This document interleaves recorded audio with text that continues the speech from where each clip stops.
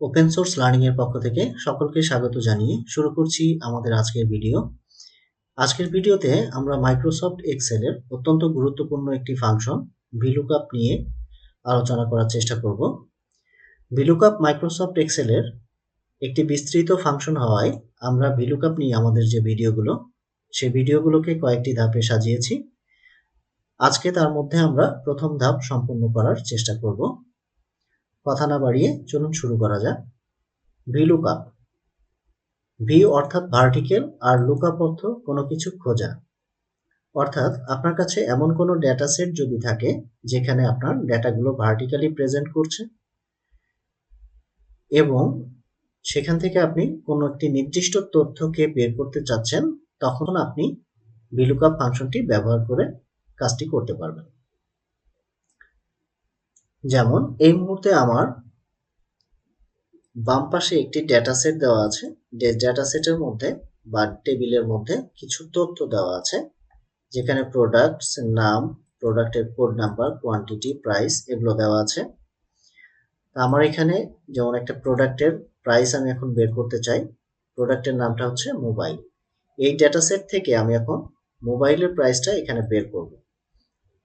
তো মোবাইলের প্রাইস হচ্ছে 27 টাকা 95 পয়সা। এখানে আমরা খুব সহজেই দেখতে পাচ্ছি, কারণ আমার এই ডেটা সেটটা অনেক ছোট। যদি এখানে অনেক বড় ডেটা থাকতো, সেক্ষেত্রে এটা খুঁজে বের করা কঠিন হয়ে যেত। আর এই কঠিন কাজটাকেই সহজ করছে ভিলুকআপ। কিভাবে সেটা চলুন দেখে নিই।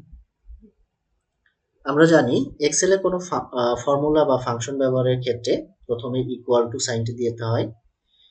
এরপরে আপনি যে ফাংশন বা ফর্মুলা ব্যবহার করবেন সেই ফাংশনটিকে নিয়ে আসতে হবে।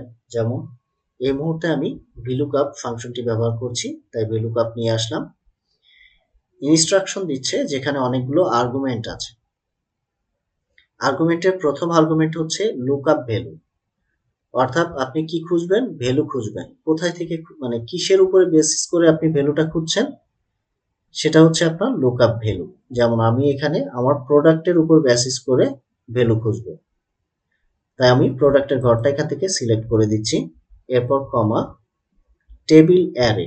টেবিল অ্যারে হচ্ছে সেই জায়গাটা যে জায়গায় আপনার প্রোডাক্টস এবং প্রাইস দুইটাই দেওয়া আছে। যেমন আমার এখানে টেবিল অ্যারে হচ্ছে আমার এই প্রোডাক্টের ঘর থেকে শুরু করে প্রাইসের ঘর পর্যন্ত যা আছে, এই পুরোটাই হচ্ছে আমার টেবিল অ্যারে। এরপর কমা, কলাম ইন্ডেক্স নাম্বার আমার তৃতীয় আর্গুমেন্ট। তৃতীয় আর্গুমেন্ট কলাম ইন্ডেক্স নাম্বারটা হচ্ছে যে কোন কলামে আমার প্রাইসটা আছে, সেই প্রাইসটা, যেহেতু আমি এখানে প্রাইস বের করতেছি, তাই কোন কলামে আমার প্রাইসটা আছে সেই প্রাইসের ঘরটা হচ্ছে আমার কলাম ইন্ডেক্স নাম্বার। যেমন প্রোডাক্টের ঘর থেকে শুরু করে 1 2 3 4 4 নাম্বার ঘরে আমার প্রাইস আছে, তাই 4 হচ্ছে আমার কলাম ইন্ডেক্স নাম্বার। এরপর কমা, অ্যাপ্রক্সিমেট ম্যাচ আর এক্সাক্ট ম্যাচ। অ্যাপ্রক্সিমেট ম্যাচ নিয়ে আমরা পরবর্তীতে আলোচনা করব। এই মুহূর্তে আমরা এক্সাক্ট ম্যাচ সিলেক্ট করে দেব, কারণ হচ্ছে আমি প্রোডাক্টের অ্যাকচুয়াল প্রাইসটা এখানে দেখতে যাচ্ছি। এরপর ব্র্যাকেট ক্লোজ করে ইন্টার দিলে আমার মোবাইলের প্রাইস চলে আসছে। আমি যদি এখানে মোবাইলের পরিবর্তে এখন শুজ এর প্রাইস দেখতে চাই, তাহলে আমাকে শুজ এর প্রাইস দেখিয়ে দিবে। কারণ হচ্ছে আমি টেবিল অ্যারে যখন সিলেক্ট করেছি, তখন হচ্ছে এই পুরো ডেটা সেটটাকেই সিলেক্ট করেছি, যে কারণে এই ডেটা সেটের মধ্যে আমার যে প্রোডাক্ট আছে সেই প্রোডাক্টের নাম লিখলেই সেই প্রোডাক্টের প্রাইস এখানে অটোমেটিক চলে আসবে। এখানে একটি বোঝার বিষয় আছে, সেটা নিয়ে আমরা একটু আলোচনা করি। সেটা হচ্ছে, যেমন আমার এখানে একটা প্রোডাক্ট কোড দেওয়া আছে। প্রোডাক্ট কোডের পরবর্তীতে আমার প্রোডাক্ট কোডের এগেইনস্টে আমার প্রাইস বের করতে হবে।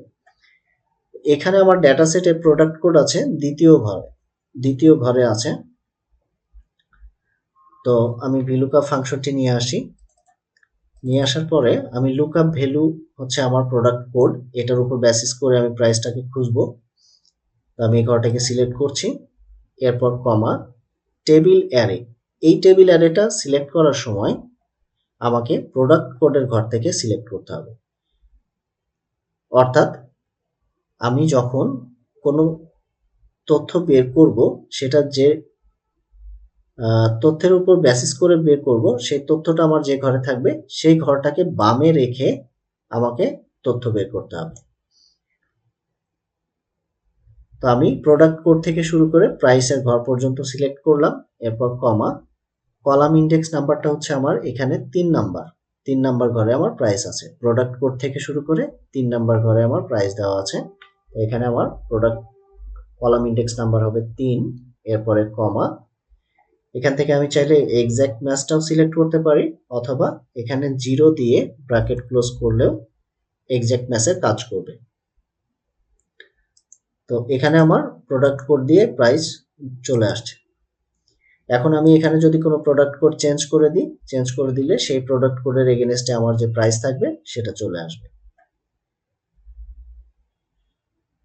এই ছিল আমাদের ভিলুকআপের এক্সাক্ট ম্যাচ নিয়ে বিস্তারিত আলোচনা। আমার এই ডেটা সেটের মধ্যে আরো কিছু এক্সাম্পল প্র্যাকটিস করার জন্য আছে। তো আমি এই ডেটা শিটটাকে আমাদের ফেসবুক গ্রুপে দিয়ে রাখছি, আর আমাদের ফেসবুক গ্রুপের লিঙ্কগুলো আমাদের ভিডিও ডেসক্রিপশন বক্সে দেওয়া আছে, সেখান থেকে আপনারা আমাদের ফেসবুক পেজ এবং ফেসবুক গ্রুপ ভিজিট করতে পারবেন। আশা করছি ভিডিওটি ভালো লেগেছে। ভালো লাগলে অবশ্যই লাইক, কমেন্টস এবং শেয়ার করবেন, এবং পরবর্তী ভিডিও দেখার আমন্ত্রণ জানিয়ে আজকের মতো এখানেই শেষ করছি। ধন্যবাদ সকলকে।